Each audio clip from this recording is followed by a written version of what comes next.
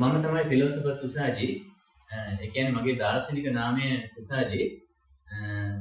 ලංකාවේ ලෝක පහළම දාර්ශනිකයෙක්, ලෝකෙට අති විශාල සොයාගැනීම් රාශියක් කරපු කෙනෙක් මම. ඉතින් සුවිශේෂී මාතෘකා පිළිබඳව, විශේෂ මාතෘකා පිළිබඳව ලොකු අවධානයක් තියෙන පුද්ගලෙක් මම. ඉතින් ලංකාවේ ආර්ථිකයට පවා බලපෑමක් කරන මම හිතන්නේ මුළු ලංකාවටම එක තනතුරක් තියෙනවා. හරියට මේ ජනාධිපතිතුමා කියලා මුළු රටටම එක්කෙනෙක් ඉන්නවා වගේ තමයි තනතුරක්. ඒ තමයි මේ රුහුණු කතරගම මහා දේවාලයේ බස්නායක නිලමේ කියන තනතුර. රුහුණු කතරගම මහා දේවාලයේ බස්නායක නිලමේ. සාමාන්‍ය සමාජයේදී සාමාන්‍ය කුණන් සමාජය නම් මේක බස්නායක නිලමේ කියලා තමයි කියන්නේ. ඉතින් අපි මෙන්න මේ තනතුර පිළිබඳව තමයි අපි මේ කතාබහක නිරත වෙන්න හදන්නේ. ඉතින් සාමාන්‍ය සමාජ මිනිස්සු දැනුවත් කරන්න මොකද්ද මේ තනතුර, මේක කවදා ඉඳන් පැවතගෙන ඉන්න එකක්ද, මේ වගේ මේ තනතුරටපත් වෙන්න කෙනෙක්ට තියෙන සුදුසුකම මොකක්ද? එimhe සුදුසුකම අනුව නීතියානුකූලව මේකපත් කරන ක්‍රමවේදයක් තියෙනවද? නැත්නම් මොකක් හරි වංචනික ක්‍රමයකට මේකපත් කරනවද? මේ පත් කරන කෙනා කොච්චර කාලයක් මේ තනතුරේ එයාට ඉන්න පුළුවන්ද? සහ මොකද්ද මේ තනතුරපත් කරන ක්‍රමවේදය පිළිබඳව තමයි කතා කරන්න හදන්නේ. ඉතින් සුවිශේෂී පුද්ගලෙක් ඉන්නවා මේ මාත් එක්ක මේ පිළිසඳරට එකතු වෙන. ඔහු කියන ආකාරයට ඔහුට තියෙනවා කියනවා පරම්පරාවෙන් උරුම වෙන. ඔහුගේ පරම්පරාවෙන් උරුම වෙන අයිතිය. මෙම සුදුසු මේ බස්නායක නිලමේ කියන මේ තනතුරට ඉල්ලන්න කියලා අපි කියමු. ඒ කියන්නේ ඒ තනතුර වෙනුවෙන් ඉදිරිපත් වෙන්න. ඔහුගේ විදිහට මේක ඡන්දෙකින් තමයි පවත්න්නේ. ඉතින් මේ තනතුරට ඉදිරිපත් වෙන්න ඔහුට උරුමයක් තියෙන බව තමයි ඔහු ප්‍රකාශ කරන්නේ. ඉතින් අපිට ඔබතුමාව පිළිගන්න පුළුවන් මේ ඔබතුමාගෙන්ම අපි අහමු ඔබතුමාගේ නම මොකද්ද? මම අත්තනායක මුදියන්සේලාගේ මහසින් වීර්ය බණ්ඩාරගේ කරුණාවර්ධන. මම තියෙන්නේ මේ අර පරම්පරාවෙන් එන අපේ රජපෙළවත වගේ නාමයක් තමයි තියෙන්නේ. කොයිට අමතරව ඔබතුමාගේ මොනවාරි පෞද්ගලික ඔබතුමාගේ අනන්තය ඉදිරිපත් කරන්න මොනවාරි විස්තර ටිකක් කියන්න පුළුවන්ද? මෙයට ප්‍රථම මගේ නම ප්‍රකාශ කරා. මගේ සම්පූර්ණ නම වෙන්නේ අත්තනායක මුදියන්සේලාගේ මහසින් වීර්ය බණ්ඩාරගේ කරුණාවර්ධන. ඒ වගේම මගේ උපන් ප්‍රදේශය වන්නේ මොණරාගල දිස්ත්‍රික්කයේ වලන්මැටියාර නක්කල කියන ප්‍රදේශය. දැන් ඔබතුමා කියන විදිහට මේ රුහුණු කතරගම මහා දේවාලයේ බස්නායක නිලමේ කියන තනතුරට ඔබතුමාට පත් වීම සඳහා ඔබතුමාගේ පරම්පරාවේ උරුමයක් තියෙනවා කියලා ඔබතුමා කියනවනේ. මොකක්ද ඒ උරුමය? ඒ ගැන සඳහන් කරනවා නම් මාගේ පියාගේ වැඩිමහල් සහෝදරයා මෙම ඓතිහාසික රුහුණු කතරගම මහා දේවාලයේ මෙයට දශක දෙකකට පමණ ප්‍රථම කතරගම බස්නායක නිලමේ වරයා හැටියට 3 වතාවක් එම තනතුර නියෝජනය කරලා තිබෙනවා. ඒ වගේම ඉන් පසුව මෙම තනතුරටපත් වුණ ඊළඟ බස්නායක නිලමේවරුන් දෙදෙනෙක් මගේ ඥාති පරම්පරාවට අයිති.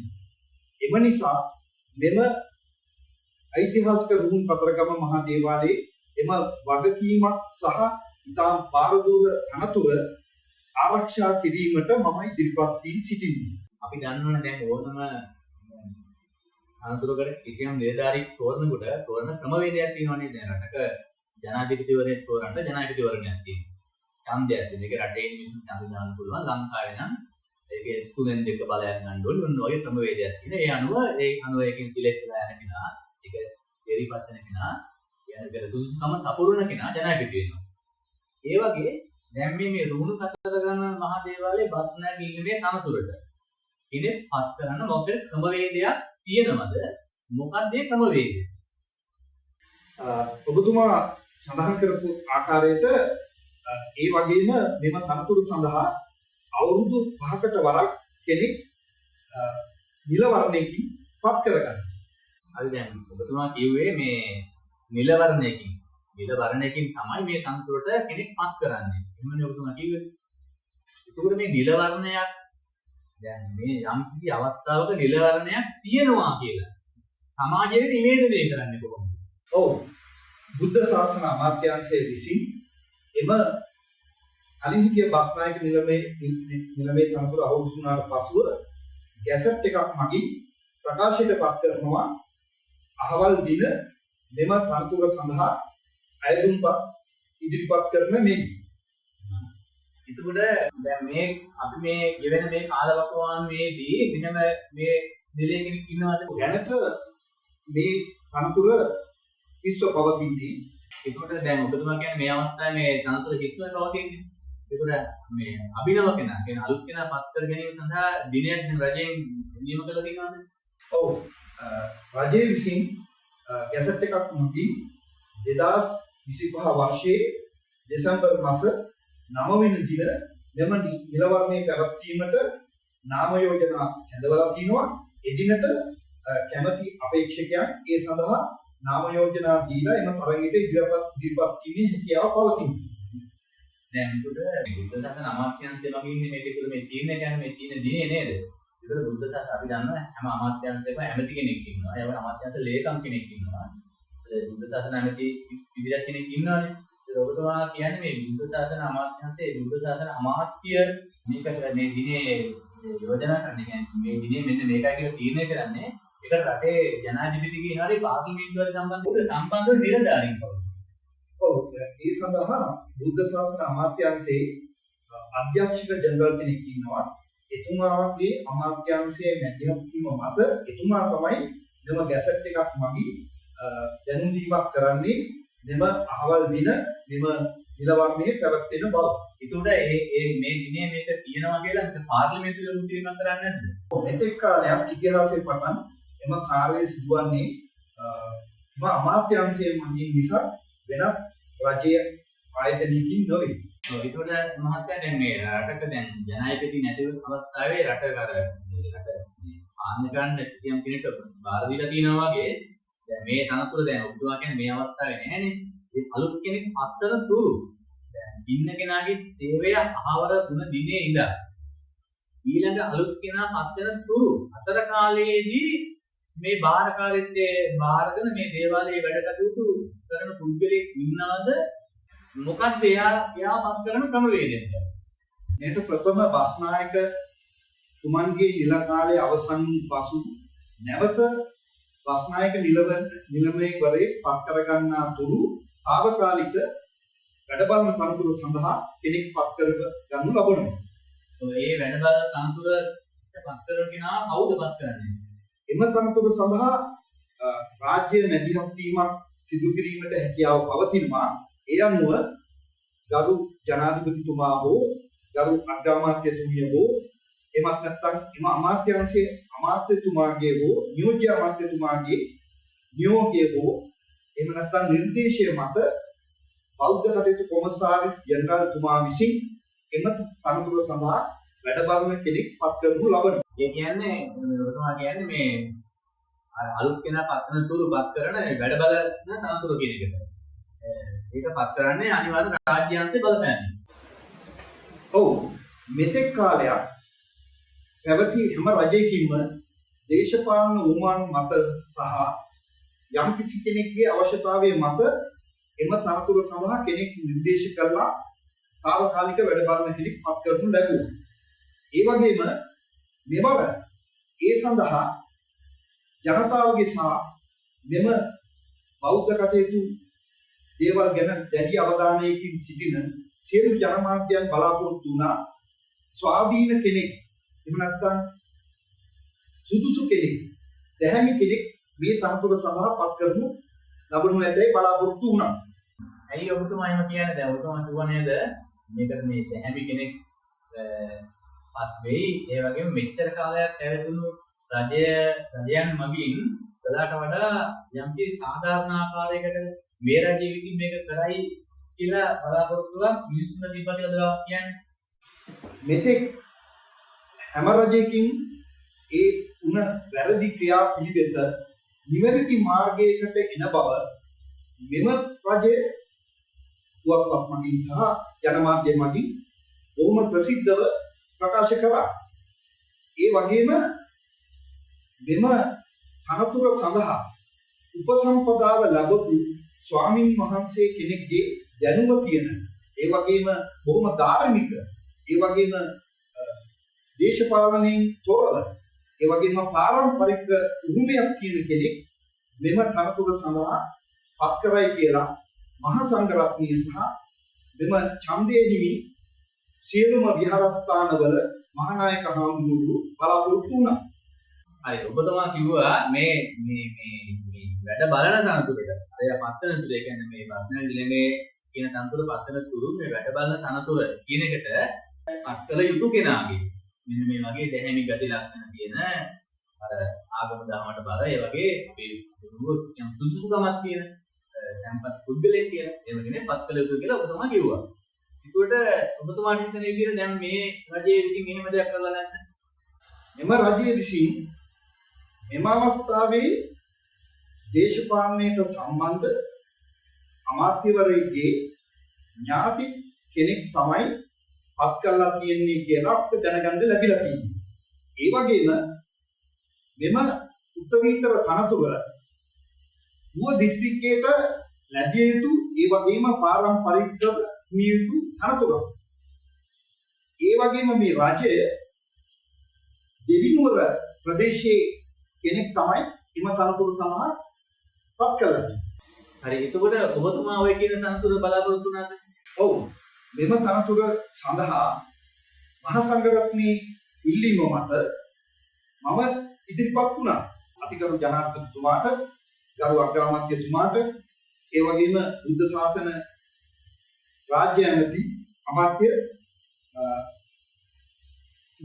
ආචාර්ය හිමිදුම සුනිල් සෙනවින් මැතිතුමාට, නියෝජ්‍ය අමාත්‍ය ගමගිදර දිසානායක මැතිතුමාට, ඒ වගේම බෞද්ධ කටයුතු කොමසාරිස් ජෙනරල්තුමාට මාගේ සුදුසුකම් සහ මෙම ඓතිහාසික ගුණ කතරගම දේවාලය සම්බන්ධව පුරා වෘත්තයන් සම්බන්ධව ලිපිලේඛන මගින් යම් කිසි දෙයක් තහවුරු කරලා ඒ වගේම මේ සඳහා මට මේ තනතුර ලබා දීමට අවශ්‍ය වන්නේ මොකක් නිසාද කියන එකත් පැහැදිලි කිරීමක් කරා. ඒ වගේම එම සියලුම නැති ඇමතිවරු මාහට හමු වීමට පවා අවස්ථාවක් ලබා දුන්නා. බුද්ධ ශාසන රාජ්‍ය අමාත්‍යතුමා, බුද්ධ ශාසන රාජ්‍ය අමාත්‍යතුමාගේ නියෝජ්‍ය අමාත්‍යතුමා මගෙන් බලාපොරොත්තු වුණා මෙම කතරගම පුරවරය මොන ආකාරයකද නගා සිටවන්නේ, ඒ වගේම දියුණු කරන්නේ, ඒ වගේම එම චාරිත්‍රවාද කොයි ආකාරයකටද ඉදිරියට ගෙන යන්නේ කියලා. ඒ සම්බන්ධව විශේෂ ලිපියක් සහ දින වකවානු සහිතව මම එතුමන්ලාට ඉදිරිපත් කළා. ඒ අවස්ථාවේදී එතුමන්ලා මට වාචිකව ප්‍රමණ්ඩුවක් ලබා දුන්නා අනිවාර්යයෙන් මෙම වැඩ බලන තනතුර මාහට ලබා දෙන්න. නමුත් අවසානයේ ඔවුන් ඒ සඳහා දේශපාලන වුවමනාවන් මත දේශපාලන කෙනෙක්ගේ ඥාතියෙක් එම තනතුර සඳහා පත් කරනු ලැබුණා. හරි ඔබතුමා කියන විදිහට මේකේ මේ නීති අනුකූලව ඊළඟ මේ ප්‍රශ්නයන්ගේ මේ තනතුරපත් කරන කෙනා තෝරන ඡන්දය මේ වසරේදී තියෙන්නේ 2012 වෙනිදා.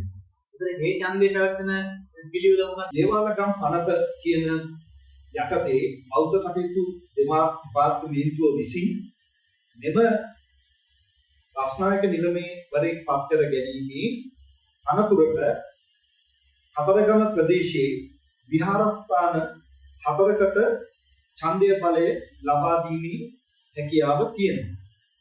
මහසෙන් විහාරයේ, කිරිවෙහෙර විහාරයේ, වැඩිටිකන්ද විහාරයේ, අභිනවාරාම විහාරයේ. ඒ වගේම මොණරාගල දිස්ත්‍රික්කයේ ප්‍රාදේශීය ලේකම් වරුන් 11 දෙනෙක් සඳහා ඔවුන්ගේ ඡන්දය භාවිතා කිරීමේ හැකියාව පවතිනවා. තවද කොටබෝවේ දේවාලයේ නිලමේතුමන්ටද ඡන්දය භාවිතා කිරීමේ හැකියාව පවතිනවා. ඒ වගේම මේ අවස්ථාවේ පත් කරන ලද වැඩ බලන බස්නායක නිලමේ වරයාටද ඡන්දය භාවිතා කිරීමේ හැකියාව පවතිනවා. ඒතර කොහෙද මේ ඡන්දේ තියෙන්නේ? මෙම ඡන්දය පවත්වන දිනේට මොණරාගල දිස්ත්‍රික්කයේ දිසාපති තුමන්ගේ මූලිකත්වයෙන් දිසාපති කාර්යාලයේ එම ඡන්දය බලයේ හිමි සියලුම ප්‍රාදේශීය ලේකම්වරු එම ස්ථානයට කැඳවලා ඒ වගේම විහාරස්ථානවල නායක හිමියන්ගේ බලයලත් නියෝජිතවරුන් කැඳවලා ඒ වගේම එම ඡන්දයට ඉදිරිපත් වෙන සුදුසුකම් නාම යෝජකයන්ගේ නාම යෝජනා ලබාගෙන එම නිල වර්ණය එම දිසාපති කාර්යාලයේදී පවත්වනු ලබනවා. හරි. ඒකට ඔබතුමා යෝජනා කරන විදිහට ඒ කියන ඡන්දය නිවැරදි ඡන්දයක් වෙන්න නම් අද සුදුසුම පුද්ගලයා තෝරන ඡන්දයක් වෙන්න ඕන නම් ඒකට ඔබතුමා අදහස් කරන්නේ කොහොමද ඒ ඡන්දය තියන්න ඕන? ඔව් ඒ වගේම එම විහාරස්ථානවලදී ඡන්දයේ හිමි මහානායක හාමුදුරුවෝ සහ මොණරාගල දිස්ත්‍රික්කයේ ප්‍රාදේශීය ලේකම්වරු 11 දෙනා ඒ වගේම කොටබවේ නිලමේතුමා මුදලට විකිණෙන්නේ නැතු මෙම තනතුර සඳහා ඉතා සුදුසු දැහැමි මොණරාගල දිස්ත්‍රික්කයේ කෙනෙක් පාරම්පරිකව උරුමකම් කියන කෙනෙක් මේ සඳහා පත් කළ යුතු බව මම මේ අවස්ථාවේදී මතක් කර දෙන්න කැමතියි. ඒකට මේ කියන තනතුර සඳහා මේ බස්නායක නිලමේ තනතුරට ඔබතුමා ඉදිරිපත් වෙනවද? ඒ කියන්නේ තරගයට ඒ තනතුර සඳහා ඔබ ඉදිරිපත් වෙනවද? ඔබතුමාට මේ තනතුර ලැබුණොත් මේ ප්‍රදේශයේ සංවර්ධනය කරන්න විධිවත් වැඩසටහනක් ඔබතුමාට තියෙනවා. ඔබතුමා ප්‍රශ්න දෙකක් ඇහුවා. ඒ ප්‍රශ්න දෙකෙන් පළවෙනි ප්‍රශ්නේ ගත්තොත් අනිවාර්යෙන් මෙම තරගයේ සඳහා මම ඉදිරිපත් වෙනවා. ඒ වගේම දෙවෙනි ප්‍රශ්නය අනුව මෙම කතරගම ප්‍රදේශයේ මෙන්ම මොණරාගල දිස්ත්‍රික්කයේ සඳහා ඉතාමත් ක්‍රියාකාරී සංවර්ධන වැඩපිළිවෙලක් මේ වෙනකොට ක්‍රියාත්මක වෙමින් පවතිනවා. එම වැඩපිළිවෙල අනුව කතරගම පුජ භූමිය අවට එම පුද පූජා පැවැත්වීමට ලංකාවේ සතර කොණින් පැමිණෙන සියලුම සදහවත් ජනතාවට ඉතාමත් සහනදායී මුදලකට ප්‍රණීත ගුණදායක සෞඛ්‍ය සම්පන්න ආහාර වේලක් ලබා දීමට කටයුතු කරමින් සිටිනවා. ඒ වගේම එම ප්‍රදේශයේ වැඩිහිටි ජන කොට්ටාසයක් ඔවුන්ගේ ජීවන අරගලයේ ඉදිරියට ගෙන යාමට දැඩි ප්‍රයත්නයක යෙදමින් සිටින බැවින් ඔවුන්ට සහ ගැබිනි මව්වරුන්ටද ඉතාමත් පෝෂ්‍යදායී ආහාර වේලක් යම්කිසි වකවානු වල නොමිලේ ලබා දීමට ඒ වගේම තරුණයන්ට වෘත්තීය මුහුණු මට්ටමේ රැකියාවන් සඳහා පුහුණු කිරීමේ වැඩපිළිවෙලක්ද ඒ වගේම සෞඛ්‍ය ශාස්ත්‍රයේ වෙනුවෙන් ඉතාමත් බාරදූර කටයුත්තක් කිරීමට බොහොම සාකච්ඡා මට්ටමින් මෙන්න ක්‍රියාකාරීව එම වැඩපිළිවෙල ඉදිරියට ගියත් වෙමින් පවතින. ඒ වගේම මෙම තනතුර පාහක ලැබුණත් නොලැබුණත් එම සුබසාධක ක්‍රියාකාරී වැඩපිළිවෙල දීර්ඝකාලීනව එම ජනතාවගේ සුබසිද්ධිය වෙනුවෙන් ක්‍රියාකාරීව කරගෙන යාමට කටයුතු කරන බව ඉතාමත් බොහොම මෙත්සිතින් සඳහන් කරන්න කැමැතියි. මම වැඩසටහන සමාජයට යහපතක් කරන වැඩසටහනක් නම් අපි ඔබතුමාට ප්‍රාර්ථනා කරනවා ඔබතුමා කරන වැඩසටහන සම්පූර්ණ සාර්ථක වෙන්න. ඔව් එහෙනම් ඔබතුමාට බොහොම ස්තුතියි එම සාකච්ඡාව සඳහා ඉතා වැදගත් කරුණු ඉදිරිපත් කළා. ඒ සම්බන්ධව විමසීමක් කරලා ඒ වගේම රටේ ජනතාව දැනුවත් කිරීම සම්බන්ධව